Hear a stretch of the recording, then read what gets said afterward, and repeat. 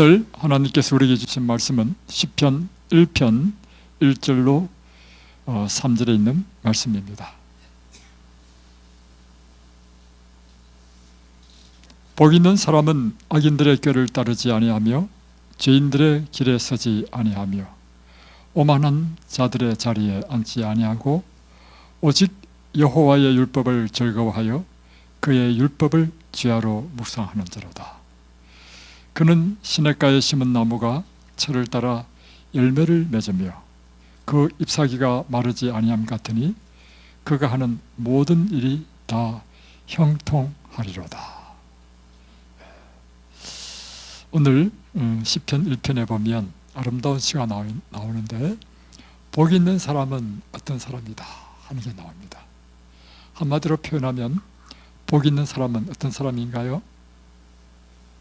여기 보면 오직 여호와의 율법을 즐거워하여 그 율법을 주야로 묵상하는 자로다. 여러분 복 있는 사람 되어야 되지 않겠습니까? 여러분이 복 있는 사람이 되는 비결이 무엇입니까? 오직 여호와의 율법을 즐거워하여 그 율법을 주야로 묵상하게 되면 여러분은 복 있는 사람이 됩니다. 여호수아 1장 8절에 있는 말씀도 한 번 더 보겠습니다. 여호수아 1장 8절에 보면 이 율법책을 내 입에서 떠나지 말게 하며 주야로 그것을 묵상하여 그 안에 기록된 대로 다 지켜 행하라. 그리하면 내 길이 평탄하게 될 것이며 내가 형통하리라. 여러분 또 이번에는 우리 삶이 하는 일마다 형통하고 싶지 않습니까? 형통하게 되는 삶의 비결이 무엇이라 했습니까? 오직 여호와의 율법을 내 입에서 떠나지 말게 하며 주야로 그것을 묵상하여 그 안에 기록된 대로 다 지켜 행하는 자는 형통한 사람이 된다는 것입니다.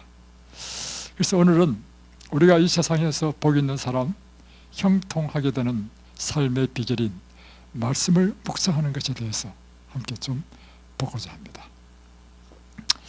먼저 말씀을 묵상하는 것은 어떤 것이 말씀을 묵상하는 것입니까?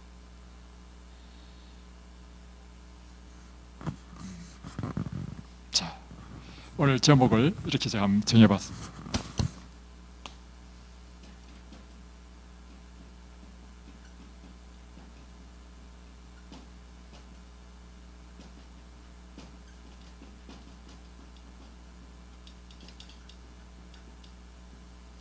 복 있는 삶,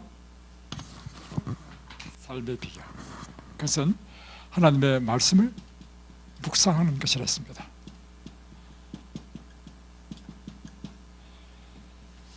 먼저 하나님의 말씀을 묵상하는 것이 무엇인지를 알아야 되겠습니다. 하나님의 말씀을 묵상한다는 의미는 하나님의 말씀을 단순히 읽고 지나가는 것이 아니라 이 뜻이 무슨 뜻인지, 이 말씀의 뜻을 깊이 생각하는 것이 묵상하는 것입니다.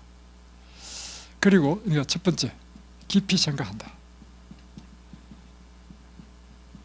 이 말씀의 뜻이 무엇인지.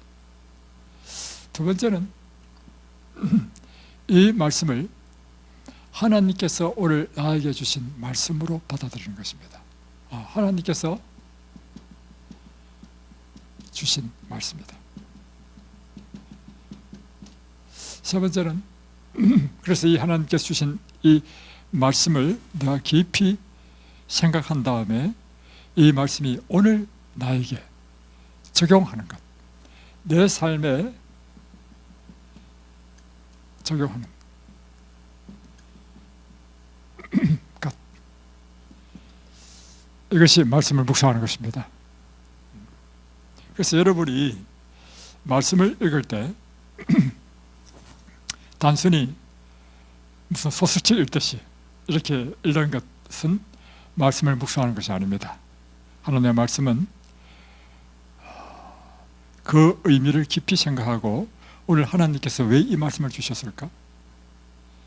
하나님께서 오늘 나에게 뭐라고 말씀하시는가? 예를 들면 제가 한 30년 전에 새벽마다 말씀을 읽다가 치료봉사, 건강생활의 지혜에 나오는 말씀이죠. 그 말씀의 한 부분에 딱 꽂혀버렸습니다. 그 말씀 내용이 어떤 것이냐면, 오늘 하나님께서 당신의 말씀을 그 입에 넣어줄 겸손한 사람은 누구인가? 오늘 묵묵히 하나님의 길을 따라갈, 그래서 하나님께서 그에게 자신의 사명을 맡겨줄 사람이 누구인가?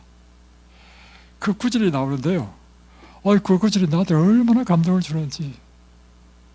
자, 그 아침에 그 한 구절 가지고요 1시간 동안 묵상했습니다. 이 하나님의 말씀을 묵상하는 것은 반드시 뭐가 연결되느냐면 기도와 연결됩니다. 이 말씀을 깊이 묵상하게 되면 반드시 이어지는 것이 뭐냐면 기도로 이어집니다.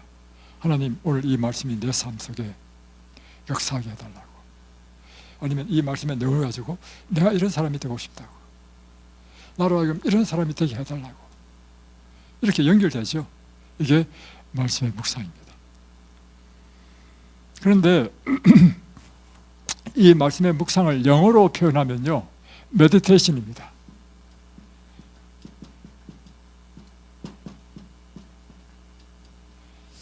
그런데 메디테이션이라고 이렇게 번역되는 것은 기독교인이 하나님의 말씀을 묵상하는 것뿐만 아니라 일반적인 동양의 명상도 메디테이션으로 번역합니다. 그런데 여러분, 예를 들면 불교에서는 선을 향하죠. 참선, 그것이 바로 명상입니다. 또는 요가에서도 명상을 합니다. 이것을 우리는 다 통틀어서 동양적 명상이라고 표현합니다. 자, 그러면 이런 의문이 생기죠. 하나님의 말씀을 묵상하는 것과 동양적 묵상과 하나님 말씀을 묵상하는 것. 동양적 묵상은 묵상이라 하지 않고 명상이라 합니다. 명상. 동양적 명상. 하나님의 말씀 묵상은 어떻게 다릅니까? 여러분, 동양적 명상을 한 번도 안 해보셔서 잘 모르시죠? 저는 옛날에요, 기독교인이 되기 전에요, 동양적 명상을 많이 했습니다. 불교 신자였고 불교적인 참선도 하고요, 가부좌를 틀고 하루 종일 해보기도 하고요, 또 인도의 신비주의에 빠져가지고 또 명상도 했습니다. 그래서 동양적 명상이 뭔지를 좀 약간 알아요. 동양적 명상은 이것입니다. 나 자신을 완전히 무아적인 상태로 만드는 것입니다. 나 자신의, 우리는 끊임없이 생각이 번뇌하잖아요. 그러니까 이 생각의 번뇌를 완전히 끊어버리는 것, 이게 무아적인 상태로 들어가는 것입니다. 이 무아적인 상태로 들어가기 위해서 어떤 수단으로 이 명상에 깊이 들어가냐면 우리 신체 가운데 한 부분에 집중합니다. 예를 들면 단전 호흡을 해서 배꼽 밑에, 셔츠 밑에 있는 그 단전에 우리 온 생각을 집중함으로 완전히 다른 생각을 하지 않는 이런 방법이 있고, 또 하나는 주문을 외웁니다. 주문도요 복잡하지 않습니다. 단 한 단어. 이게 이제 동양 신비주의자가 하는 이야기인데요, 이 온 우주의 기운을 소리로 표현하는 것이 옴이라는 거예요. 옴. 그래서 일본에 옴 종교 있었죠. 다 이유가 있는 것입니다. 저도 한번 해봤습니다. 이걸 어떻게 하냐면 나 자신을 무아적인 지경으로 들어가는데 옴이란 단어를 계속 주문처럼 외우는 것입니다. 오 하면서 내 생각이 온 우주의 그 깊은 신비 가운데로 들어가는 그런 경험을 이제 추구하는 거죠. 이것이 동양적인 명상입니다. 이것은 무아 상태로 들어가는 것입니다. 그런데 하나님의 말씀의 묵상은요, 이건 완전히 자신을 비우는 거죠. 자신을 비우는 것이 아니라 이건 피동적 상태로 자신을 만드는 것입니다. 그러나 하나님의 말씀 묵상은요, 능동적입니다. 이것은 하나님의 말씀을 깊이 묵상 자체가 깊이 생각하는 거예요. 깊이 묵상함으로 하나님의 생각, 하나님의 뜻이 무엇인지 추구하는 것입니다. 그리고 하나님의 뜻으로 자신을 채우는 것입니다. 그러니까 동양적 명상은 자신을 비우는 거예요. 자신을 비우는 것. 그런데 하나님의 말씀의 묵상은 자신을 채우는 것입니다. 완전히 다르죠. 이 점에서 완전히 다릅니다. 사람들은 이 세상에 염려와 걱정이 많잖아요. 그래서 비록 종교적인 그런 것과 관계없이도 오늘날 현대인은 동양적 명상의 신비감으로 그것을 추구하는 사람이 많습니다. 그래서 보면 이 명상하는 데가 많이 있어요. 또 템플 스테이라고 하는 그런 것을 해가지고 절에 가서 일정 기간 동안 하는 것도 명상입니다, 한마디로. 왜냐하면 인생의 염려와 걱정으로부터 벗어나서 이 스트레스를 해결하는 방법으로 자신을 완전 비워서 무아 상태로 들어가서 그 염려, 걱정, 스트레스로부터 벗어나고자 하는 것이 목적으로 하는 사람이 많이 있습니다. 그런데 이제 미국에서요, 이 의사가 어느 대학이냐면 하버드 대학교의 내과 의사인 허버트 벤슨 박사가 연구를 했습니다. 그와 같은 목적으로 동양적인 명상과 이완법을 해보니까 결과적으로는 오히려 신경계에 해로운 영향을 끼친다는 결과가 나왔다는 것입니다. 그래서 이 자료를 쭉 보면 어떤 자료가 나오냐면, 또 연구에 의하면 스트레스 요인에 대하여 요가 수행이나 또 이런 동양적 명상을 하는 것은 일반 미국인과 비교해 볼 때 오히려 아드레날린 분비가 더 증가하더라. 그리고 교감신경이 더 활발하게 활성화되더라. 교감신경이 뭐냐면 사람이 긴장할 때 일어나는 것, 맥박이 빨라지고 근육이 긴장되는 것, 이것은 위기 상황을 맞이할 때 우리가 그 위기 상황으로부터 우리를 보호하는 시스템이거든요. 그게 오히려 더 발달되더라. 그러면서 레리 도시 박사가 또 연구했는데, 이 박사가 연구해 보니까 명상은 심혈관 스트레스 반응이 더 높게 나타났다. 왜죠? 우리는 사실 스트레스부터 벗어나고 걱정과 염려로부터 벗어나기 위하여 명상을 하는데, 의학적인 실험 연구에 의하면 이 동양적 명상은 오히려 우리 건강에 좋지 않다는 것입니다. 그리고 레리 도시 박사의 연구에 의하면 면역계를 약화시키고 스트레스 호르몬을 증가시킨다. 그래서 명상 훈련을 받은 사람들에게는 스트레스 호르몬이 훨씬 더 올라간다는 것이 밝혀졌습니다. 왜 그럴까요? 그 이유는요, 의학적으로, 생리적으로요, 동양적 명상을 하게 되면 우리 뇌 가운데, 자,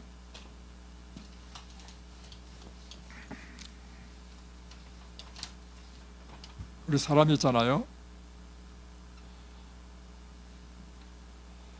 사람이 있으면 이 앞이마가 전도해야 됩니다. 다음에 두정엽, 척두엽, 후두엽 이렇게 나누시잖아요. 자, 일단 복잡하지 말고 간단하게 하겠습니다.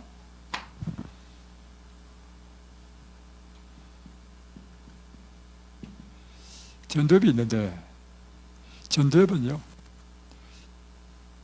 고도의 뇌의 기능을 하는 것이 전두엽입니다. 사물을 판단하고 이해하는 능력, 이런 것들.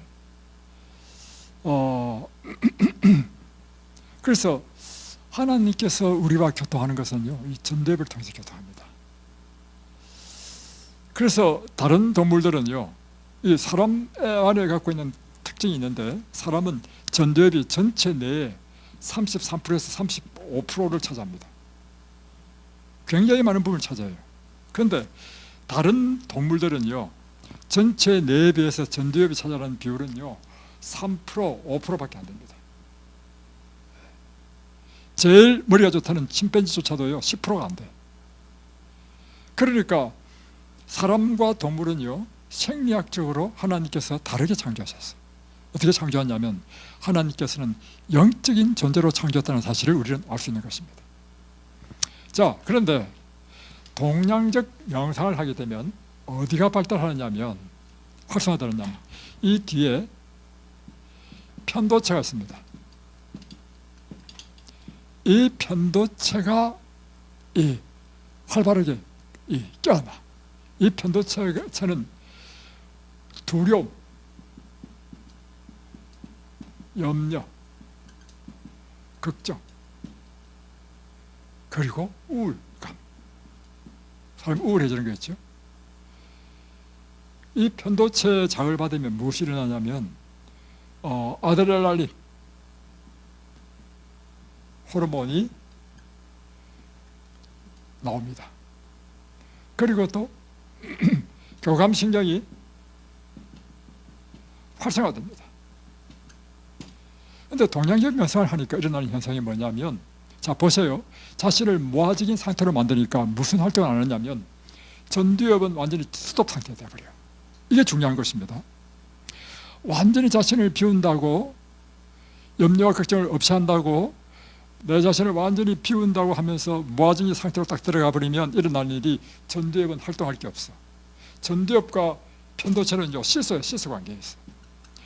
전두엽이 발달하면 편도체는요 기능을 못해. 그런데 전두엽이 기능을 안 하면 편도체가 개발되도록 되어 있어. 그러니까 동양적 명상을 해버리니까 전두엽이 활동을 안 하니까 편도체가 활성화돼 가지고, 아까 의학적인 자료가 나오는 것처럼 아드레날린 분비가 막 증가하고 교감신경이 증가하고, 그래서 오히려 수술한 사람을 또 실험한 게 있어. 수술 전, 수술 후, 수술하는 중, 수술 후. 그럴 때 현저하게 동양적 명상하는 사람들이 더 수술에서 회복이 잘 안 되고, 다음에 불안감이 더 많다는 것입니다. 참 놀라운 일이죠. 우리가 불안을 없애려고 동양적 명상을 하는데 그 반대 결과가 나온다는 것입니다. 반면에 하나님의 말씀을 묵상하는 것은 무슨 활동이냐면 전두엽의 활동이야. 그러니까 전두엽이 막 활발하게 일어나죠. 일어나니까 편도체 기능이 확 떨어지죠. 그러니까 모든 불안과 염려가 싹 사라지는 거예요. 그러면서 이 전두엽에서 일어나는 것이 뭐냐면 기쁨, 즐거움, 이런, 다음에 마음의 평안, 그뿐만 아니라 지혜, 능력, 이런 것이 전두엽에서 활동해. 그리고 여기서 우리는 하나님의 말씀을 묵상하는 것이 이렇게 다르다는 사실을 우리는 확인할 수 있는 것입니다. 그리고 또 한 가지 더, 엔돌핀이 막 분비됩니다.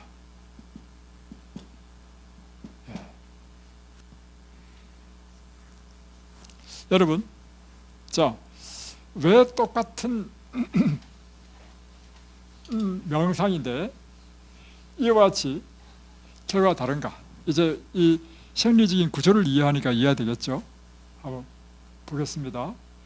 똑같은 명상인데 동양적 명상과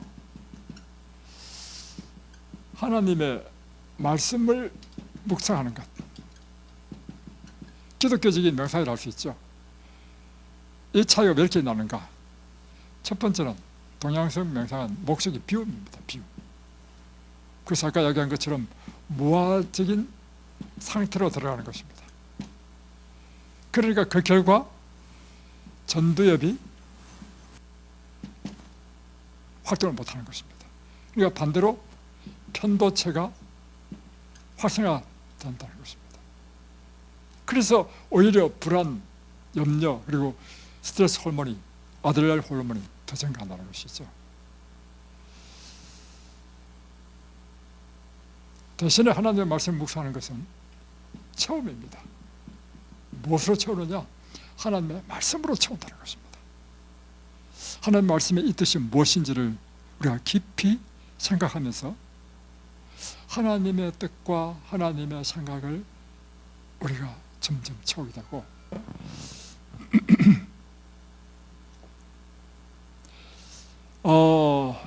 다음에 이거는 무아직 상태가 아닙니다. 하나님 말씀 묵상할 때 오히려요, 베타파, 우리 뇌파에서요, 뇌파 활동이 굉장히 발달하게, 활발하게 활동합니다. 그러니까 오히려 무아직 상태 아니라 가장 활발한 두뇌 작용이 일어나는 것입니다. 그러면서 전두엽이 이제 이렇게 활발하게 생기니까 오히려 이곳에서는 여기서 나오는 것처럼 불안이라든가 두려움, 연비가 없어지고 오히려 마음에 기쁨과 즐거움이 있고 평안이 있다는 것입니다. 또 하나 더 중요한 사실,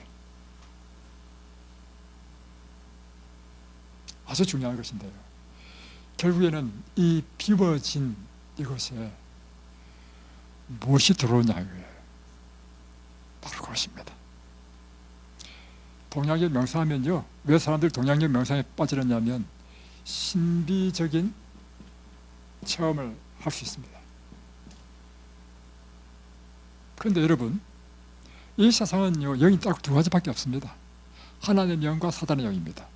지금 동양적 명상에는 하나님을 추구하지 않기 때문에 이 모든 신비적 체험은 어디서 오느냐면 사단으로부터입니다. 그러니까 한마디로 요가 있죠, 요가도 사람들이 사실은 스트레칭의 일부로 배운단 말이에요. 그 단계까지는 관계없어요. 그런데 원래 인도에서 요가가 개발된 것은요, 스트레칭이 목적이 아닙니다. 원래는요, 이 우주의 신과 접속하기 위한 것이 요가인 것입니다. 그래서 이것은 전부 다 사단의 영입니다. 사단의 영은요, 우리를 사망으로 몰고 갑니다. 그러니까 그 결과가 뭐예요? 편도체가 개발돼 가지고 편도에서 불안, 공포를 느끼고 면역력은 떨어지고, 딱 답이 나오죠. 그러나 하나님의 말씀을 묵상하는 것은 결국에는 무엇을 받느냐면 하나님의 신을 받는 것입니다. 하나님의 신은 성령이에요, 성령. 그래서 일어나는 일이 뭐냐? 사람이 변화돼. 예, 이것이 뭐냐면 품성의 변화입니다. 그래서 하나님 말씀 묵상하는 것은 무슨 신비적인 체험을 하기 위해서 하는 건 아닙니다. 이것은 하나님의 뜻을 알기 위해서 하고, 이것은 결국에는 내 세계가 복받는 세계가 되는 거예요. 형통한 삶이 되는 것입니다. 우리 품성이 변화되는 것입니다. 이 차이를 여러분이 아셔야 됩니다. 자, 이제 말씀을 묵상하면 어떤 일이 나는지 한번 보여드리겠습니다. 자, 여러분, 생명은 어디에서 옵니까? 하나님께서 옵니다. 빛은 누구에 속한 것입니까? 하나님께 속한 것입니다. 그러므로 생명과 빛에 속한 가장 아름다운 모든 우리 인생의 선물은 다 하나님께서 옵니다. 이것이 야고보서 1장에 있는 말씀입니다. 자, 그러면 하나님의 말씀 묵상하게 되면 왜 우리가 복을 받고 형통하게 되는지 그 이유를 설명해 드리겠습니다. 자, 비유로 설명해 이렇습니다. 소가 있습니다. 소는 무엇을 먹죠? 풀을 먹습니다. 풀을 먹고는 하얀 우유를 냅니다. 다음에 누에는 뭘 먹죠? 예, 뽕잎을 먹습니다. 그리고는 무엇을 내죠? 예, 비단실을 냅니다. 왜 이런 일이 나는가 설명해 드리겠습니다. 소가 풀을 먹고 또는 뇌가 뽕잎을 먹고 뭐 했기 때문에, 이것이요, 그의 소화기를 통해 가지고 소는 위가 4개나 돼요. 대소염제를 하고 해가지고 이것을 다음에 창자로 보내가지고 분해해서 흡수해서 우유를 만들어내고 비단실을 만들어내는 것입니다. 하나님의 말씀도 똑같습니다. 말씀 묵상이란 뭐냐면, 소대 사람이 무엇을 먹고? 하나님의 말씀을 먹고, 이 말씀이 우리 속에 들어와서 소화시키는 과정이 뭐냐 하면 묵상하는 것입니다. 묵상하는 걸 통해서 소화하고 흡수해서 우리의 삶에 일어나는 모든 변화,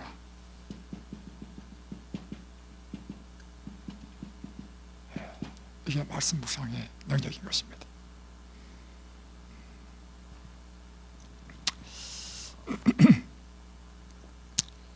저는 날마다 제가 25살 때 이제 성경을 처음 보고 그때부터 새벽마다 말씀 묵상하는 것이 지금까지 이어온 제 삶의 패턴이고, 이것이 제 가장 큰 기쁨입니다. 새벽마다 말씀을 묵상하면요, 일어나는 일이 있는데 제 인생이 완전히 바뀌었습니다. 예. 정말 10편에 있는 그 말씀이 제 삶 가운데서 적용되었습니다. 다시 말하면 날마다 말씀 묵상하니까 인생이 복된 인생이 되는 것이고, 날마다 말씀을 묵상하고 이 말씀에 따라 순종하며 사니까 형통한 삶을 살았습니다. 그래서 저는 우리 이 교회의 식구들 가운데, 교인들 가운데 문제가 생겼다, 인생에 문제가 생겼다, 어려움을 겪어간다, 그러면 제가 그분에게 제 새벽기도 하는 다락방으로 초청합니다. 그럼 이분이 이제 온단 말이에요. 날마다 함께 말씀을 읽고 함께 말씀을 묵상합니다. 일어나는 일이 뭐냐면, 첫 번째 마음이 뜨거워져. 사람이 쉽게 말하면 화초죠, 화초. 화초가 물을 못 먹으면 푹 짜르들잖아요. 물 쫙 주면 팍 올라오죠. 그처럼 사람이 막 활력이 생기고 활기가 생기고 사람이 바뀌어. 그러면서 그 인생의 모든 문제가 해결돼. 그래서 제가 하는 일이 뭐냐면, 문제만 생기면 당신 우리 집으로 오십시오. 여러분, 이 하나님의 말씀을 묵상해가지고 이 말씀이 내 안에서 소화되고 흡수될 때, 이것은 놀라운 우리의 능력이 되고 지혜가 되고 복이 된다는 것입니다. 그래서 사실은 말씀을 묵상하는 가운데요, 하나님께서 주신 그 음성을 따라 살다 보니까 제가 이렇게 목사가 됐습니다. 교회를 개척하게 되고, 그리고 말씀에 따라 살다 보니까 저는 놀라운 기적을 많이 경험했습니다. 여러분, 우리의 삶 가운데 하나님의 살아계심과 그분이 내 생에서 무엇을 했는지를 경험을 하면 할수록 일어나는 일이 있는데요,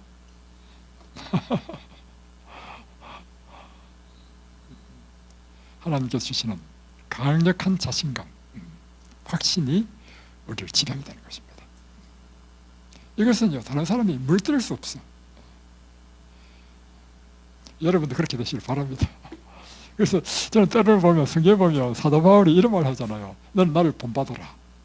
이야, 이 사람 대단한 사람이네. 어떻게 이런 말을 감히 할 수 있나? 그런데 최소한 말씀을 묵상하는 것에 있어서는 여러분도 저를 본받기 바랍니다. 여러분이 복 있는 인생이 됩니다. 형통한 삶을 살게 됩니다. 2021년 그때 이제 우리가 이든밸리를 이제 계약하고 이제 준비하고 있는 중이었습니다. 그래서 그때 이제 일어난 일입니다. 날짜는 2021년 3월 4일이니까 아직 잔금을 지급하기 전 이 상태였습니다. 그때 저 처가 갑자기 핸드폰으로 문자가 왔어요. 이 내용입니다. 엄마 하면서 내 스마트폰에 액정이 깨져가지고 수리를 맡겼다는 거예요. 그런데 이것을 뭐 보험을 들면 뭐 할인이 된다든가 뭐 이렇게 되는데 지금은 임시폰을 받아가지고 통화는 못하고 그래서 뭔지 딱 눈치챘죠. 뭐예요? 보이스피싱이야. 그런데 저는 이게 너무 깜짝 같아요. 엄마 하면서 쓴 게 내용이 막 너무 그럴듯한 거예요. 그래서 지금 통화는 안 되고 있어 문자만 보낸다고 하면서 이렇게 왔어요. 그러니까 지금 뭐 하고 있어? 시간 돼? 이렇게 하니까 지금 나 청소하고 있어. 괜찮아? 하니까 하는 이야기가 뭐냐면 지금 이걸 결제를 해야 되는데 내가 지금 카드가 없는데 하면서 이제 뭐 카드가 뭐 있냐고 하면서 무슨 은행은 할인이 된다고. 그러니까 제 처는 지금 딸이 그러니까 내 카드 뭐 있다는 거야. 하나씩 카드 번호를 다 불러줘가지고요 새 은행으로부터 보이스피싱을 당했습니다. 그러니까 카드를 결제하는 식으로 해가지고 이제 했는데 농협은 2번 빼갔더라고. 110만 원 해가지고 220만 원 손해를 보고 다음에 또 다음 은행은 얼마고 또 다음 은행 해가지고 세개 합쳐서 얼마냐면 480만 원인가 이렇게 됐어요. 그래도 천만 다행이죠. 어떤 사람은 막 몇천만 원씩 되는데 딱 끊고 항상 그렇더라고. 보이스피싱 당하는 사람 특징이 뭐냐면 딱 끊고 나면 아차 이런 거잖아요. 끊고 나니까 아차 내가 보이스피싱 당했구나. 그래서 급하게 막 은행에 전화했어요. 전화하니까 은행에서는 이미 그게 이제 결제가 됐고 해가지고 은행에서 하는 이야기는 뭐냐면 그런 사례가 많다는 것입니다. 그러나 그것은 은행이 책임을 안 지고 어떻게 해줄 수 없다고 이렇게 이야기를 하는 거예요. 그래서 그래도 좀 구제를 해달라고 부탁을 하고 끊었습니다. 자, 그러고 나서는 그 사건이 있어난 상태에서 수요일날 그 당시에는 코로나 시대였기 때문에 소그룹을 그건 뭡니까? 전화로 하는 거. 하여튼 스마트폰으로 서로 하는 거를 가지고 소그룹을 했습니다. 서로 이제 그런데 그때 이제 시대 소망을 소그룹 했는데 그 당시 읽었던 말씀 큐티가 뭐냐면 제35장 잠잠하라 고요하라. 그때 어떤 내용이 나오냐면 제자들이 예수님을 의뢰하였다면 저들은 평강 가운데 있었을 것이다. 지금 제 책에 가장 필요한 게 뭐냐면 마음의 평안이었어. 그 마음은 지금 막 아주 괴로워. 그게 꼭 필요한 게 뭐예요?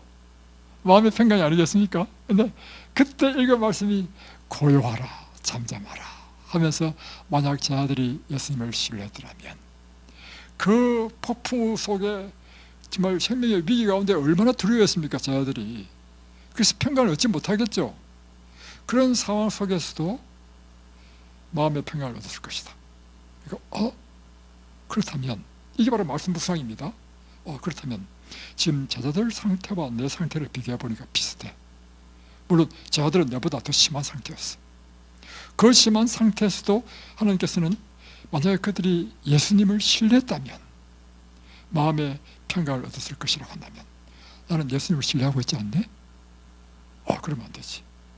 예수님을 신뢰해야지 하면서 이제 세 사람한테 부탁했습니다. 내가 사실 이만저만 해가지고 보이스피싱을 당했는데 좀 기도해달라고. 그래서 함께 기도를 했습니다. 이게 보면 다음에 이제 그 다음 날 또 성경 말씀을 이제 묵상하는데 출애굽기를 묵상하고 있었는데 33장 13절이 왔습니다. 보니까 내가 참으로 주의 목전에 은총을 입어사오면 원컨대 주의 길을 내게 보이사 내게 주를 알리시고 나로 주의 목전에 은총을 입게 하시며 이 족속을 주의 백성으로 여기소서. 이게 뭐냐면 모세와 하나님이 대화하는 것인데 모세가 하나님께 이렇게 기도한 것입니다. 내가 참으로 주의 은총을 입었다면 그 은총의 표정을 보여달라는 것입니다. 그러면서 나에게 당신을 알려주시고 그리고 주의 목전에 내가 은총을 입게 해달라고 이렇게 강구한 것입니다. 그러니까 14절에 하나님께서 응답하십니다. 성경 참 재미있어요. 여호와께서 가라사대 그래? 내가 은총을 내게 입혀주겠다. 내가 친히 가리라. 내가 너를 편케 하리라. 이 말씀을 읽는데 제처가 마음에 엄청 감동이 와닿는 거예요. 지금 처지가 좀 이르니까 그에게 하나님께서 나의 은총을 베풀어 달라는 이 모세의 기도가 자기 심정이었고, 이게 말씀 묵상입니다. 하나님께서 말씀하시는 모세에게 하신 말씀, 내가 친히 가리라. 내가 너로 편케 하겠다. 이게 하나님께서 모세에게 한 말씀이 아니라 나에게 하시는 말씀으로 막 간절히 소망되는 것입니다. 그런데 또 33장 16절에 보면 또 이제 모세가 또 기도합니다. 그러니까 나와 주의 백성이 주의 목전에 은총을 입은 주를 무엇으로 알릴까? 이제 그 증거를 보여달라는 것입니다. 그러니까 또 하나님께 또 말씀하십니다. 내가 말하는 이 일도 내가 하리니 너는 내 목전에 은총을 입었고 내가 이름으로도 너를 알리라. 그래가지고 제가 이 말씀을 가지고 하나님 당신의 은총을 나에게 보여주십시오. 그러면서 자기 사건 뭐 다 알잖아. 자기 사건 이야기하면서 하나님 은행 직원은 불가능하다 이래가지고 구제받은 사람 아무도 없다 하지만 오늘 하나님의 은총을 내게 보이사 하나님의 살아계심을 나에게 보여달라고 간절히 기도했어요. 그러니까 여러분 말씀 묵상은 반드시 뭐와 연결되느냐면요, 기도와 연결됩니다. 이제 그 가는 길에 전화가 온 거예요. 은행에서 전화 왔는데 어떻게 전화 왔냐면 10시 40분입니다. 아침 자취의 스마트폰으로 문자가 왔는데 보이스피싱 당한 것을 은행에서 결제 취소했습니다. 농협에서 220만 원이 해결된 거예요. 근데 나머지 또 두 군데 해결 안 됐잖아요. 그래서 한 개만 해결되려나 했는데 또 그로부터 일주일 후에 이게 또 연락이 왔어. 기적이 일어나요. 기적이. 그 다음에 한 달까지 가서 한 달 후에 마지막까지 다 해결됐어. 와, 얼마나 감사한지. 여러분, 날마다 말씀을 묵상하는 자는 복이 있다 했습니다. 시편 1편 2절에 보면 복이 있는 사람은 악인의 꾀를 쫓지 아니하며 죄인의 길에 서지 아니하며 오만한 자의 자리에 앉지 아니하고 오직 여호와의 율법을 즐거워하여 그 율법을 주야로 묵상하는 자라다. 여호수아 1장 8절 너는 이 율법책을 내 입에서 떠나지 않게 하며 이 율법책을 주야로 묵상하여 그 가운데 기록된 대로 다 지켜 행하라. 그러면 내가 어딜 가든지 형통하리라.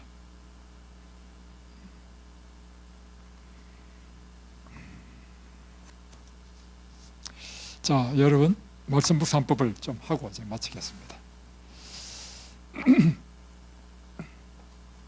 자, 말씀 묵상하는 방법 계속 반복해서 했기 때문에 여러분 잘 아시리라 생각이 듭니다.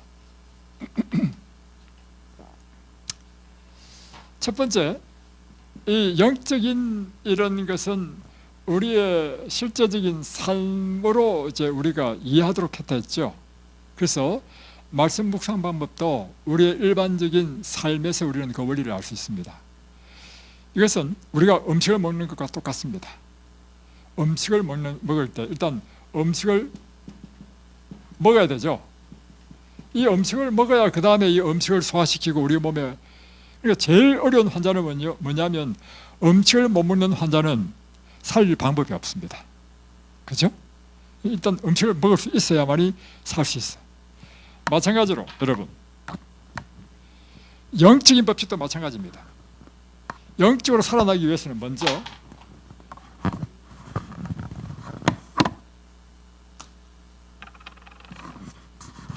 하나님의 말씀을 먹어야 돼.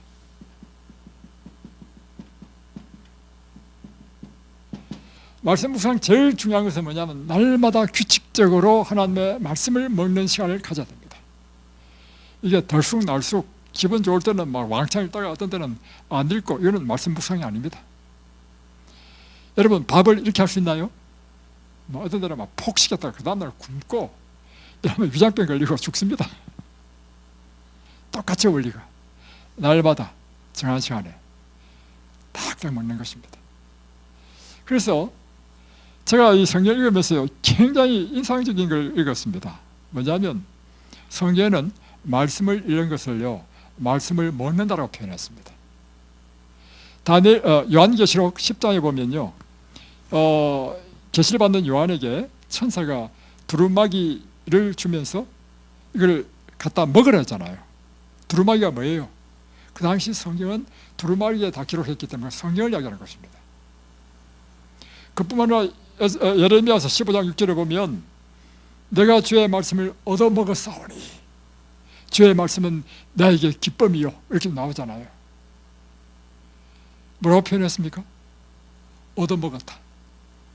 여러분은 말씀을 읽는 게 뭐냐면 영적인 양식을 먹는 거예요. 여러분, 첫 번째 여러분이 말씀을 먹어야 됩니다.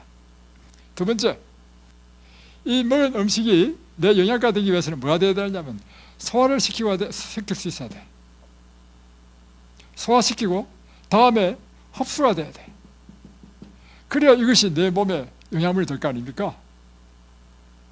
그래서 첫 번째, 우리가 음식을 생각해 보면 입에서 해야 될 일이 뭐냐면 100번 씹어야 됩니다. 그러니까 아주 꼭꼭 잘게 아주 많이 씹어야 돼. 영적으로는요, 하나님의 말씀을 대충 하면 이것은 안 되는 것입니다. 말씀 묵상은요, 첫 번째 이 말씀이 무슨 뜻인지 알아야 돼. 그러기 위해서는 이 말씀이 이해되도록까지 소화액이 이 잘게 부서진 음식물에 다 섞여서 소화가 되도록까지 이 말씀을 읽고 또 읽고 또 읽습니다. 다음에 그러면 소화액이 나오잖아요. 다음에 위로 가면 위에서는 또 펩신, 위산이 나와가지고 또 단백질을 소화시키죠. 다음에 12장 가면 또 지방 소화시키죠. 소화액이 나오죠. 이 소화액은 무엇이냐? 음식물을 분해시켜서 영양분을 만드는 거죠. 마찬가지로 하나님의 말씀도요, 첫 번째 씹고 다음에 이 소화액이 나와야 돼. 소화액이 뭐냐면 깊이 묵상하는 것입니다. 또 하나는 우리가 말씀을 이해하기 위해서는요, 이 말씀의 뜻을 알기 위해서는 그 시대의 배경, 문화, 역사, 지리적인 것, 이런 걸 또 알아야 성경이 이해되잖아요. 이런 것들을 위해서는 어떤 도움을 받아야 되느냐면 주석을 도움받아야 돼. 성경 주석.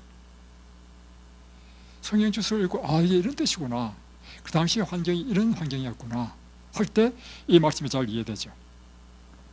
다음에 이것이 이제 소장과 대장에서 흡수돼 가지고 양분이 되죠. 이렇게 이해한 다음에 이것을 깊이 생각하는 것입니다. 하나님께서 오늘 이 말씀을 나에게 주신 이유는 무엇인가? 내 삶에 이 말씀은 어떻게 적용되는가? 하나님은 오늘 나에게 무엇을 하라고 하시는가?